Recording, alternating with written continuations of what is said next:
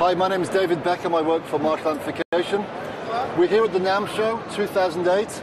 This is the new JVM2 series. We have two heads, 100 watts and 50 watts, and three combos. A 100 watt 2x12, a 50 watt 2x12, and a 50 watt 1x12. Let's take a quick look at the head, shall we? Hopefully you're already very familiar with the JVM410, which is the 4x4 channel version. This is a simplified version of that.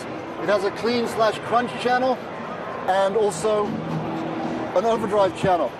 Both channels are totally independent, and just like the JVM4, both have three modes which are foot switchable. Also, foot switchable studio quality digital reverb with separate controls for both channels. Also, foot switchable master volumes 1 and 2, so you go from loud to stupidly loud. Also, in the back, two effects loops, one series parallel, the other one series. The series parallel one, you can foot switch. Also, in the same way as the JVM4 did it, you can program the foot switch to either change any one of these buttons or to remember any combination of buttons.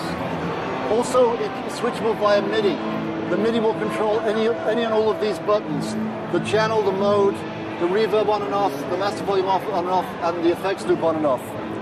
This one is the 100 watt head, 50 watt head here. They look the same, just different tubes, 4 EL34s in the 100, 2 EL34s in the 50. Both have 5 12AX7s in the front end too. All tube path, kick-ass amp, seamless switching. Also, the foot switch. Ta-da! This is the foot switch for the JVM2s. 4 buttons. Like I say, this can be switch channel or mode, reverb, master volume, or you can have this, remember, clean channel on green mode with reverb and master volume 2, whatever you want. Also, LEDs here tell you what you've got.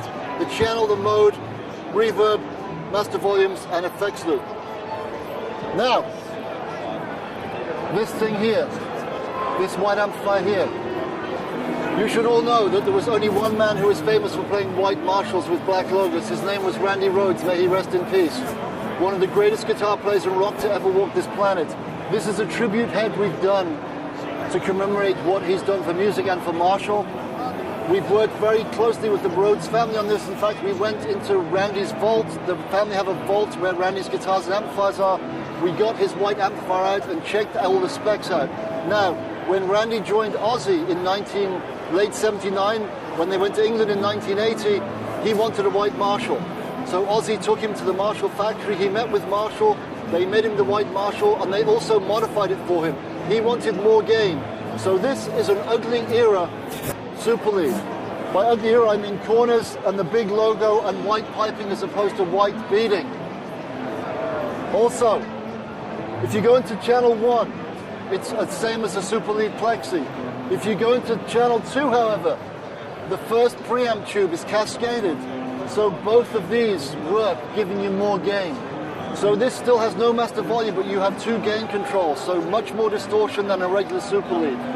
So it's a modded by Marshall super lead plexi, Randy Rhoads signature, very limited edition, purely done in commemoration of that great man.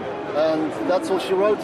So in France, you should buy many of these because they are great amplifiers, especially for French rock.